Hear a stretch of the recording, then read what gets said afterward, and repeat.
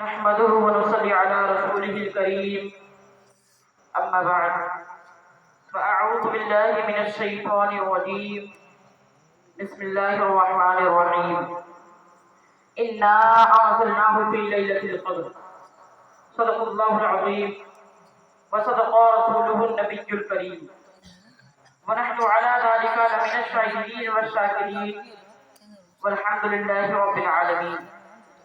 بعد توحید کے متوالوں، شمع رسالت کے پروانوں، غوث و خواجہ کے دیوانوں، اولیاء امت کے جانشاروں، حضور اکرم، رحمت عالم، نور مجسم، نبی معظم، رسول اعظم، تاجدار عرب و عجم، صاحب جود و کرم، صاحب لوح و قلم، آفتاب رسالت، ماہتاب نبوت، محمد رسول اللہ صلی اللہ علیہ وسلم کی مقدس بارگاہ میں درود و سلام کی ڈالی محبت کی تھالی میں سجا کر پیش کرے. پڑھیے دعوات برکت اللہم صلی علی سیدنا صفینا حبیبنا نبینا مولانا محمد بارک صلی اللہ علیہ صلاۃ و سلام علیک یا رسول اللہ صلی اللہ علیہ وسلم. محترم حضرات، یہ سب میرے استاد محترم حضرت علامہ مولانا عبد القدوس رضوی صاحب قبلہ کا احسان و کرم ہے اور آپ تمام حضرات کی دعاؤں کا صدقہ. محترم حضرات، اللہ کے رسول ہم سب کے آقا مدینے والے مصطفیٰ احمد مجتبیٰ محمد مصطفیٰ صلی اللہ علیہ وسلم نے رمضان شریف کی آخری اشرف کی تمام راتوں کے اندر 21، 23، 25، 27، 29 ان راتوں کے اندر لیلۃ القدر کو تلاش کرنے کا حکم دیا. یوں تو عام طور پر لیلۃ القدر 27 شب کو یعنی آج کی رات منائی جاتی ہے، لیکن یہ لیلۃ القدر ہمیں کیوں عطا کی گئی؟ لیلۃ القدر دینے کا مقصد کیا ہے اور لیلۃ القدر کی برکتیں کیا ہے؟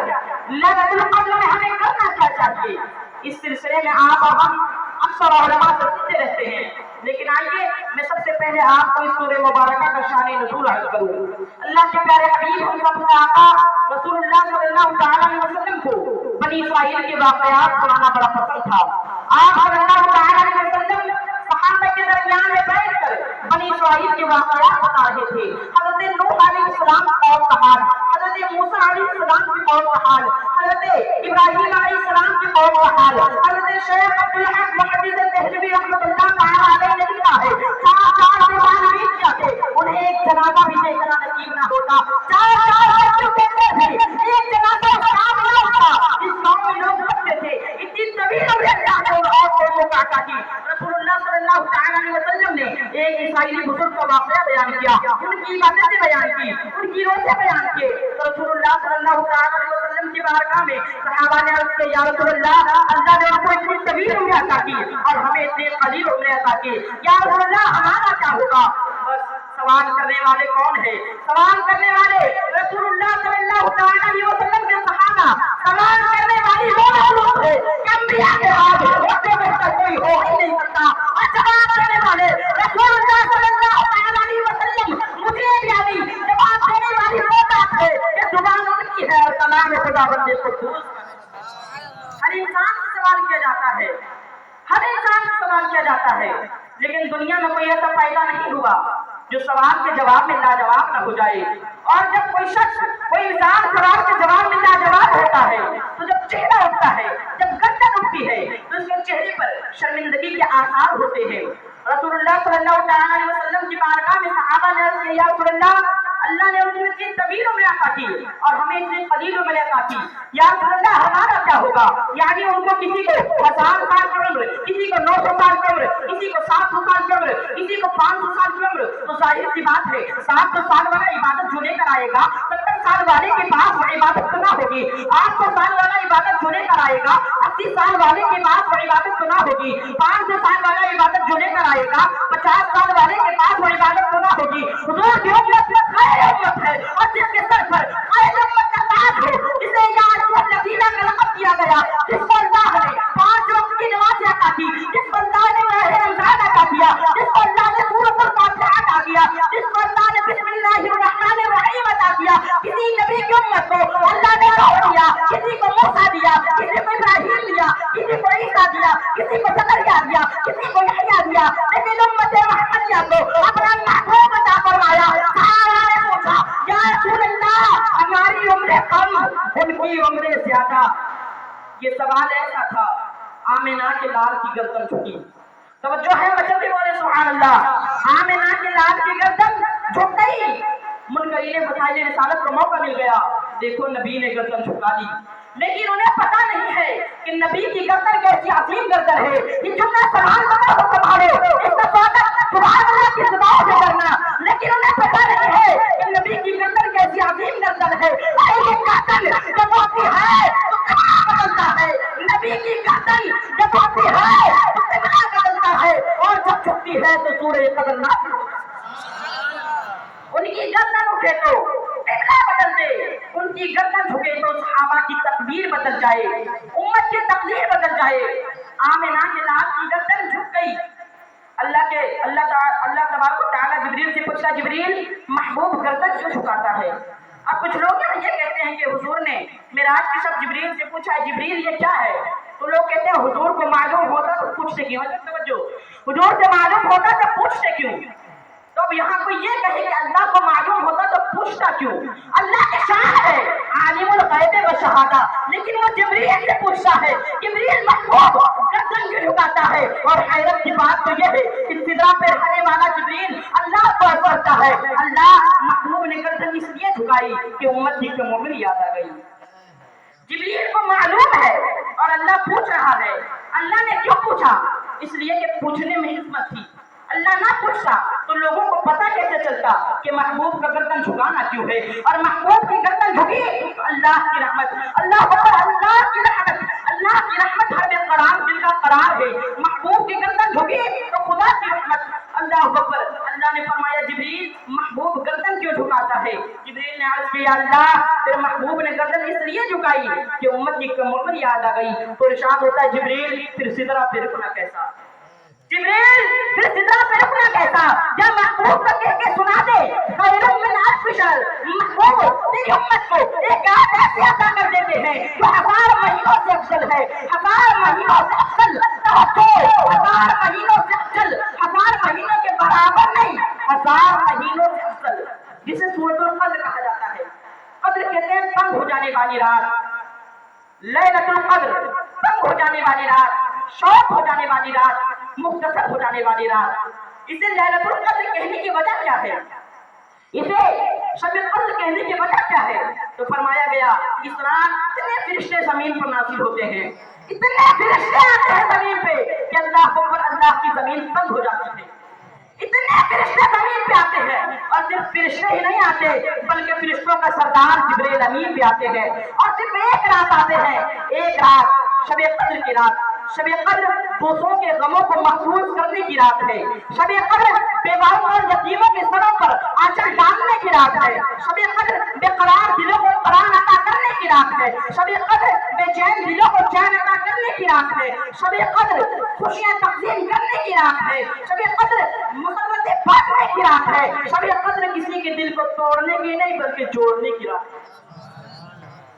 मतलब ये लैलतुल कद्र में फरिश्ते क्यों आते हैं और जिब्रील अमीन? इसलिए कि बताइए जमीन से बहुत अफजल तो सिदरतुल मुंतहा है। फिर जिब्रील अमीन आते हैं और हसन आते हैं। और क्यों आते हैं?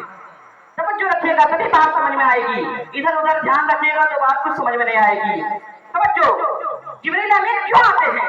जिब्रील अमीन और सारे फरिश्ते साल भर दुआ करते हैं, साल भर दुआ करते हैं, अल्लाह हमें जमीन पे जाने की इजाजत दे ताकि हम जमीन पर जाएं और उन चेहरों की ज़ियारत करें जो हमसे बेहतर इबादत करते हैं। ये कौन कह रहे हैं? ये जिब्रील अमीन कह रहे हैं। सय्यदुल मलाइका, जिसे साइरा सिदरा भी कहा जाता है, वो कह रहे हैं। और तमाम आलमी इस्लाम का यह अक़ीदा है कि गैर नबी जिब्रील से अफसर हो ही नहीं सकता, क्योंकि जिब्रील फरिश्तों में रसूल फरिश्ता है। यानी अल्लाह तबारक व तआला ने 4 फरिश्तों को रसूल फरिश्ता बनाया, जनाब जिब्राइल, इसराइल, मिकाईल और इसराफील।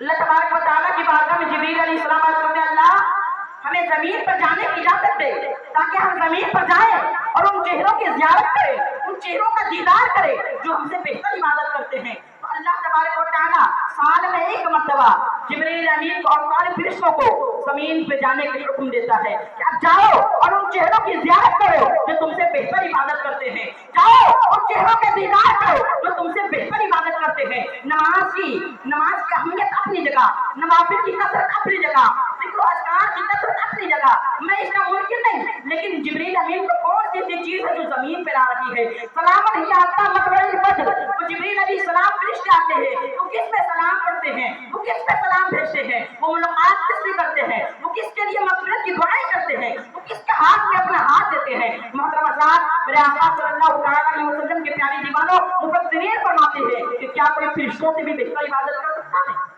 اور کوئی جبریل امین سے بھی بہتر عبادت کر سکتا ہے؟ ہمارے رکوع جبریل کے رکوع کی طرح نہیں ہو سکتے، ہمارے سجود جبریل کے سجود کی طرح نہیں ہو سکتے، ہماری تلاوت جبریل کی تلاوت کی طرح نہیں ہو سکتی، ہمارا قیام جبریل کے قیام کی طرح نہیں ہو سکتا، لیکن جبریل امین فرماتے ہیں اللہ مجھے ان کے پاس جانے دے جو ہم سے بہتر عبادت کرتے ہیں، جو مجھ سے بہتر عبادت کرتے ہیں، ان کا دیدار کے لیے زمین پر جانے دے۔ تو کیا ہمارے رکوع جبریل سے بہتر ہے؟ ہمارے رکوع میں تو دکان کا خیال، مکان کا خیال، بیوی بچے کا خیال، دولت کا خیال، مکان کا خیال، زمین جائیداد کا خیال، افطاری کا خیال، بجلی کا خیال، اس کا خیال، اس کا خیال، اور اللہ پر اپنے حالات کے ہے کہ اپنی نمازوں میں موبائل کا خیال، بچی ورنگ کا خیال، بادشاہ چاہتی میں میسنجر کا خیال، اللہ پر اپنے حالات کے ہے کہ اپنی نمازوں میں فلموں کا خیال، کچھ لوگوں کو تو گیم کھیلنے کا خیال، کچھ لوگوں کو تو ادھر ادھر گھومنے کا خیال، کچھ لوگوں کو تو ٹاٹا IPL دیکھنے کا خیال، لیکن میرے آقا صلی اللہ علیہ وسلم فرماتے ہیں لا صلاۃ الا بعمور القلب، وہ نماز ہی نہیں جس میں دل حاضر نہیں۔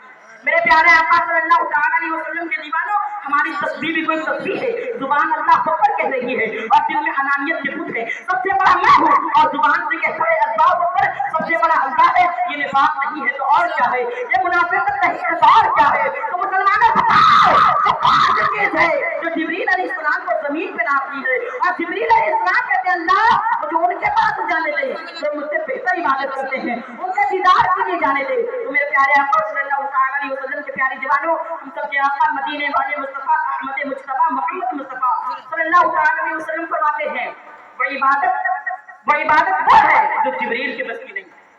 یہ کون سی بات ہے جو جبریل کے بس کی نہیں، فرشتوں کے بس کی نہیں؟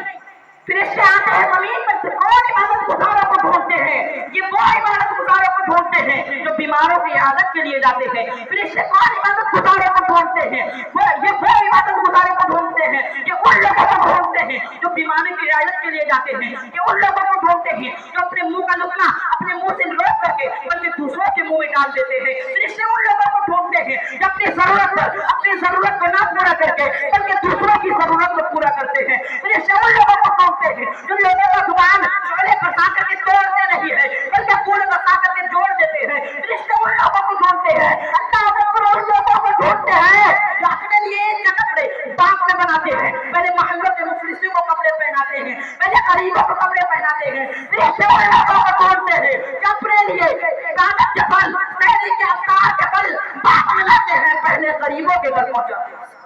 محترم حضرات، یہ عبادت تو فرشتوں کی بس کی نہیں تھی، کیونکہ فرشتے تو خود کھاتے ہی نہیں تو دوسروں کو کھلانے کا فعل کیسے کرتے ہیں؟ اس لیے فرشتے ان لوگوں کو ڈھونڈتے ہیں جو بھی میں نے بتایا، ان لوگوں کو ڈھونڈتے ہیں اور ان سے ملاقات کرتے ہیں۔ محترم حضرات، اب میں اپنی تقریر کو یہیں پہ ختم کرتا ہوں۔ اللہ تبارک و تعالیٰ کی بارگاہ میں دعا ہے کہ رب قدیر ہم سب کو آج کی رات خوب عبادت کرنے کی توفیق عطا فرمائے اور اس شب قدر کے صدقے میں ہمارے تمام مرحومین کی مغفرت فرمائے۔ استغفر اللہ رب من کل ذنب واتوب الیہ، اشہد ان لا الہ الا اللہ واشہد ان محمد رسول اللہ، وما علینا الا البلاغ۔ السلام علیکم ورحمۃ اللہ۔